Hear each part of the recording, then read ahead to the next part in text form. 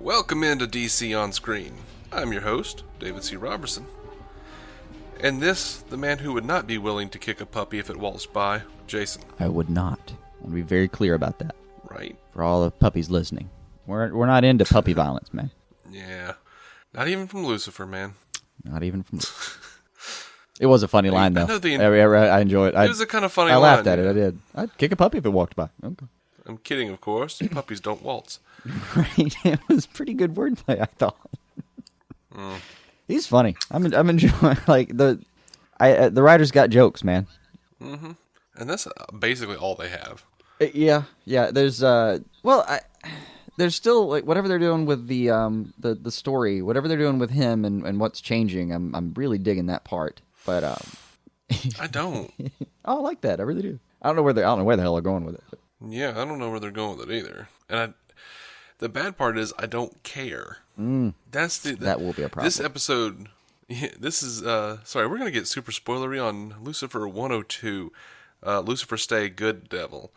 Man, this episode is achingly boring. I could barely even hold on to keep track of what was even going on. I was so bored. Not that it was difficult at all. It was just boring. I felt like this episode didn't stray far enough away from the freaking pilot. It was almost like a second less entertaining part to the first episode. They threw in all the same expository things, and I'm like, we just watched the last time on Lucifer, didn't we? Well, and actually, all of this stuff. Something that was exciting enough for me was the fact that they're bothering to do previously on was encouraging for a second, because maybe that means that we'll have to have actually watched the previous episode to understand the one we're doing. Yeah, I agree. There's a lot of stuff that got kind of re-mentioned. I mean, he goes right into therapy and basically explains what was going on during the part one. By the way, I got my therapy, so that's going to be good. Mm-hmm. And she's willing to work within his metaphor. Right. And I admit, Old Scratch is my favorite of his names too. It reminds me of the guy doing a deal with a guy at a crossroads. Oh my God, who's that blues artist? Mm-hmm. Why can I not remember his name right now? Robert Johnson? That can't be right. Maybe that's right. Oh, I don't know. There was a number of them that supposedly got their fame from that. I'm experiencing shame now. I should know his name. But it's okay. Speaking of which, the music is still pretty damn good in the show. I actually looked up. I think his name's Mike McGreary, and he seems to be doing a good job. But yeah, I mean, once it dives back in, and by the way, I felt like the writers were kind of sublimating for a second, because when they're doing this, the first part of the episode is very much about the stuff that's going on between the characters, and then she gets a phone call, and he actually says, "No, not that again." And it's right as the procedural aspect of the show comes back on. I swear the writers were kind of pointing out, yeah, we don't want to do it much either, but here we go. Yeah, I don't know. Well, we gotta have a crime in here somewhere. So here it is. The whole that almost sounds Justin Roiland-esque in nature. we don't want to do it, but here it is. Here it is, folks. It's procedural. Procedural. I don't know, man. Yeah, I feel like they keep kind of going back to why doesn't Lucifer affect the detective? And I know the writers probably think that that's a fascinating question to the viewers, but I'm so bored of it. I don't know. It's fascination, clearly whether just there to keep Lucifer interested enough in her to keep him solving crimes. Yeah. And to cause tension with this two-dimensional maze character.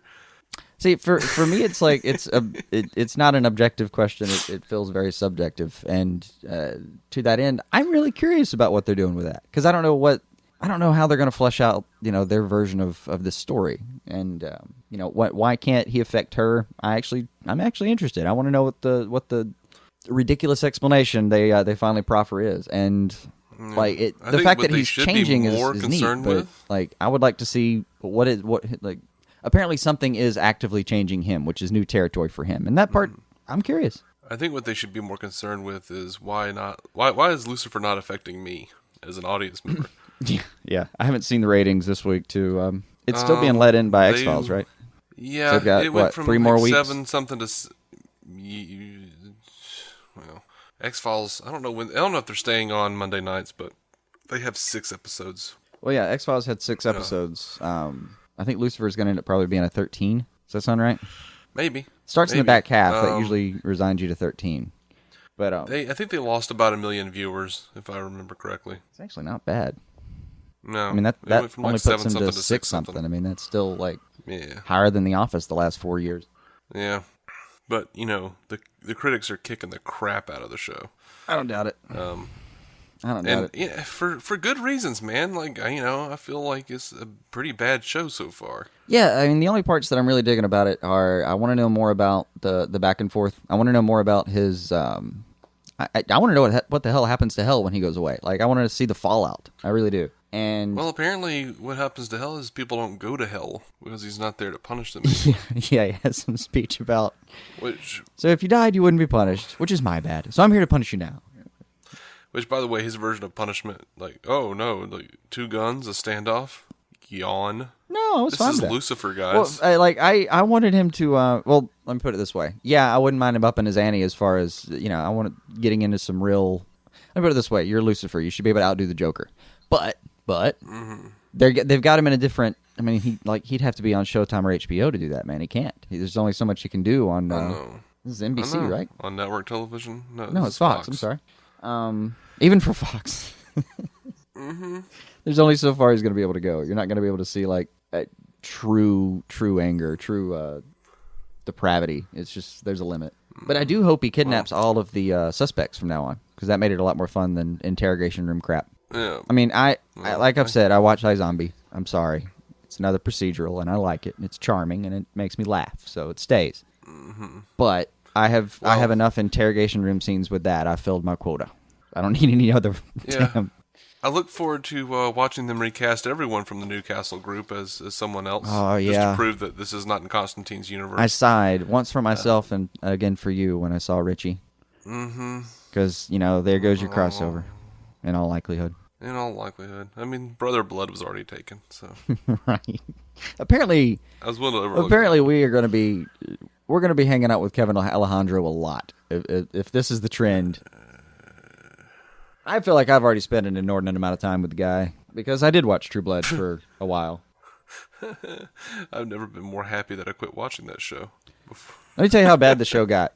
In the final season, and I knew it was the final season, I made it like 3 or 4 episodes in and thought, fuck this. And that was like season 8 or 7 or 8 or something. Oh, God. So I've made it that far into the show, and I couldn't bear to finish it. That's how bad it got. That's bad, man. I mean, come on. I mean, I've only got like 6 or 7 episodes, and I know deep in my heart, and even shallowly in my heart, that I'll never go watch them. If someone told me the ending right now, I would thank them for spoiling it. It's rare times. Speaking of Brother Blood, I kind of enjoyed the arrest him for what? Well, for starters, he's smoking pot at a crime scene. Yeah, that was good. What happened to the other roach? Oh, add it to mine. Okay. Well, you know, there's a fair amount of this show where it's not so much that that Lucifer's even a bad guy, so much as he's just kind of mentally challenged. It seems. Like I'll give him this: a goofy, snide bastard. He is, but if I was immortal, I mean truly immortal, I don't know how far I would go, man. I like think about it. You've been around for that long. It's not like you get attached to people anymore, and no one can kill you. So you really can just say whatever the hell you want. I would probably be an absolute bastard. Like. But Amina Dale claims that Lucy's changing, man. Yeah, but it'll be better because he's changing. He says that he saved a human life for selfless reasons, and Maze agrees with him. Like, that was not our assessment of the episode. It all seemed very selfish. It did. Like, he was just pissed off because he liked that chick. I guess they're talking about saving the detective's life. They're talking about saving her, but I felt like he wants to know why he doesn't affect her. Yeah, though. I felt like it was more about him than it was about her. So, felt like Maze needed to calm down a little bit, but. I don't know. It looks like she's just bored anyway. Yeah. I feel like this is the writers saying, like, no, he is changing. You were wrong about that, critics. We didn't do our job correctly. We're going to add a couple lines in the second episode that reiterate this, just in case. Right. And I think the couple of things the show has to do to improve are probably, like, get out of the exposition stage of it. But that's normal. That's just normal. I mean, we've talked about this before. For me, you've got 4 or 5 episodes where I'll let you kind of retell the story of your pilot, and then you better damn move on. So we're still in that little period. Now they've got Mercy for now, but man, as soon as she gets on board with him being, you know, the actual devil, I think the show steps in a good direction. The longer she's kind of doubting him, and I mean, it's funny, kind of. I mean, there's still a few good jokes in there. No, it's not. Well, he's got one line in there that says like, "It's not a secret if I'm telling you the answer." It's like, yeah, that's fine banter. Like I can deal with that banter for a little bit longer, but she does have to get in on this thing really quickly for me. Mm-hmm. And yeah, I also don't, it's a show about the devil. I really don't need, a good 10 minutes wasted talk, her explaining to her kid that she was in a nudie movie at one point. I don't know. That show got the greatest. That scene got the biggest laugh out of the whole episode from me. Little Trixie's response, "I know, I have the internet," and then like holds up the copy that she was just given and said, "This isn't even the HD version." Like, I like the little girl, man. Yeah, she's okay. I did really enjoy the playing fetch with the small human. Yes, but that was mildly amusing and sadly very relatable for me. I don't know what to do with tiny people. So more in line with what I want in the show, dude. Friggin' Cousin Ira hitting his head and screaming he's the devil over and over again. Yeah. Way more in line with what I want from this show, man. Way more in line. I think you get there. I'm hoping they can kind of push the dark scenes like that. Push the limits of depravity a little bit. See where they get. I think we'll make it. I want to see that. I want to see what's that guy? What's the angel's name? Aminadil. It was like Aminadon or something. I hadn't memorized him yet. Aminadil sounds right. We'll go with that. But at this point, I just want to see him and Lucy fight. I want to see what a devil angel fight looks like on this show. Let's just go ahead and do it. And I really want Mazadil or Maze or whatever you want to call her. I really want her to be a real character. So far, she's a Klingon. Yeah. She's just walking around playing with a knife and looking angry. About like everything. I think classically she's referred to as an imp. The imps are supposed to be the more how do I put it? Well, kind of like tiny Lokis, just running around causing whatever fucking havoc they can and enjoying the hell out of it. Yeah. Okay. Well, I mean, I don't know. I'm gonna need some. I'm going to need some reason for her to be doing all the stuff or the few things that she's actually being given to do here. Right now, she's just muscle. She seemed to really get excited. Yeah, she seemed to really get excited when he, got all fire-eyed on her. She's like, there he is. And there he went. I'm like, really? Because he did that and I kind of laughed. I was like, really? That's the thing that you like about this guy? Because that was lame. Yeah. Any given time, he's been more menacing on this show. And by the way, I did realize that this dude, what is his name? I don't know. Do you remember his name? Not a clue. Okay. Whoever the guy playing Lucifer Yeah. would probably make a pretty fantastic Joker. I wouldn't be opposed to it. Not at all. To me, it'd be like it'd be the same kind of type to cast if we asked Fassbender to do it. I feel like we'd be getting a similar performance out of both of them. Yeah, it would be like Fassbender, but less money. Right.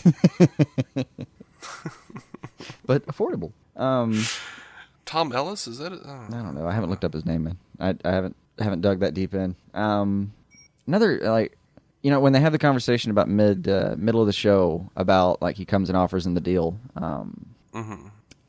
There's a couple of moments mid show that I love, but like the little bit with him and the apple, I just hello old friend.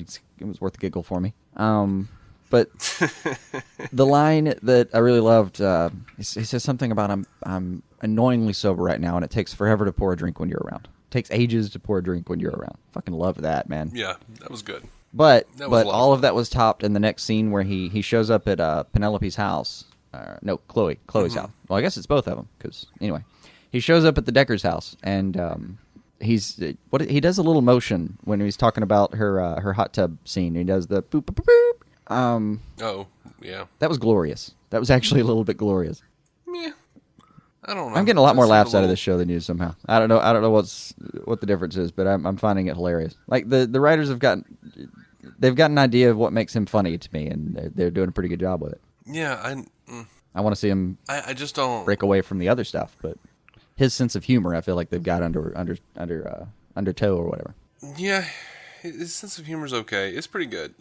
I do laugh at it. It's just nothing else in this. Like the first episode was fine. It was just this second episode. They just stayed so heartily in the same area as the pilot that I was just so bored. it was really hard for me to crack a laugh, man, or crack a smile. Because it was just like, oh my gosh, why are they still expositing this? I don't know, it was just kind of like, yeah, I get it. She showed her boobs. Like, the joke wasn't even funny because it was still just being like, and here's for the people who didn't watch last week. I didn't. It was the mouth sound is what got me. Beep, beep, beep, beep, or whatever he does. The fanfare with the little squeeze. I was happy. I was quite happy. It's a little weird to me that Lucifer is so, I don't know, into women or men or whatever. Like, they just kind of throw in a man in there, devil's three-way, whatever. But, I don't know. I mean, yeah, okay, I guess that's a sinful thing with all the sex and stuff. It feels to me like Lucifer would be, like, above that for himself, if that makes sense. I would almost rather see him making fun of humans in their lust and how pathetic humans are than embarking on it himself. Seems like you might have just caught him at the wrong stage. 'Cause my guess would be that, like, over that many, millennia, you probably went through a whole stage, maybe even a couple thousand years where you did just laugh and then you got bored again.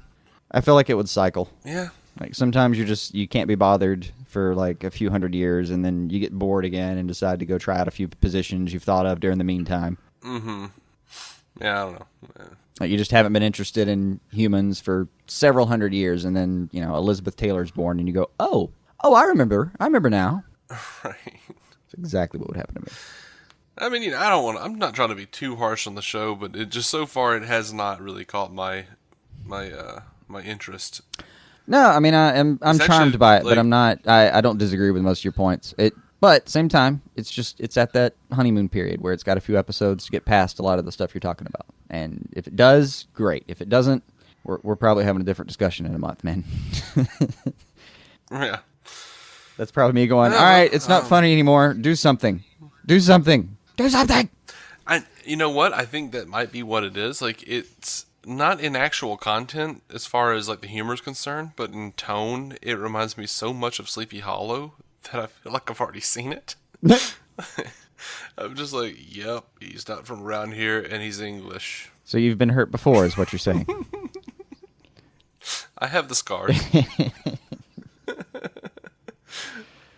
I have the scars, Lieutenant. I mean, Jason. I understand. I understand.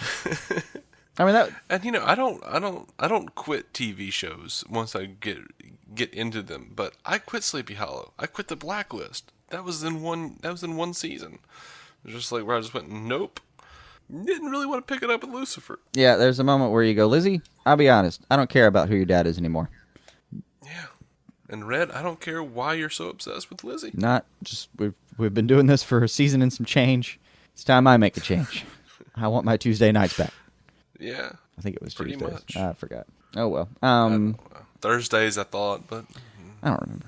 I only had one more thing to say on Lucifer this week. Okay. It's just another one of my pet peeves, but that is not begging the question. Mm-hmm. That's inviting the question, but it does not beg it. All right, there I said it. I feel better. Okay. That was a very C-Lab Captain Murphy moment for me. Like, yeah, all right, let's do that. Bothers me so. And like a character who's been around, a creature who's been around so long that he, no man, no. He's lived through the entirety of philosophy, and he still misuses the phrase "begging the question." That's unacceptable, Lucy. Unacceptable. You probably met Sparks, Aristotle can I marry people? Personally. You what? Oh, I don't know. I think this is going to do it for our episode of Lucifer 102. Lucifer Stay, Good Devil. What is it? Which was kind of a funny It's actually line. about what happened to the episode, right? That pretty much described Lucifer stayed. How you felt about the episode. And became a good devil. Right. Yeah. Yeah. They were like, here's everything that was in the pilot, and also, you were wrong. He is becoming a good devil. Toodles. See you next week when we do nothing again. Probably. Anyway, yeah, for now the show has a rating of, I'm generally entertained, but let's do something. Let's do something here in the next couple weeks, guys. Yep. That's going to do it for this episode of DC On Screen. We are DC On Screen. We are proud members, I'll say, of the Giant Size Team Up Network. If you would be interested in a similar podcast about the Marvel Cinematic Universe, go check out our friends Matt Carroll and Jeff Randall at the Marvel Cinematic Universe Podcast, or MCUcast.com. You can find us on iTunes, Stitcher, and DCOnscreen.com.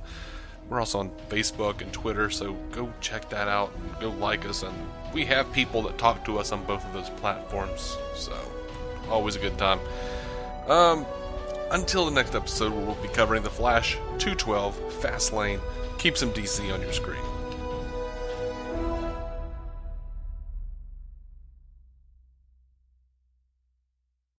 Lucky Land Casino, asking people, what's the weirdest place you've gotten lucky? Lucky? In line at the deli, I guess? Aha, in my dentist's office. More than once, actually. Do I have to say? Yes, you do. In the car, before my kids' PTA meeting. Really? Yes. Excuse me, what's the weirdest place you've gotten lucky? I never win and tell. Well, there you have it. You can get lucky anywhere, playing at LuckyLandSlots.com. Play for free right now. Are you feeling lucky? No purchase necessary. Void where prohibited by law. 18+. Terms and conditions apply. See website for details.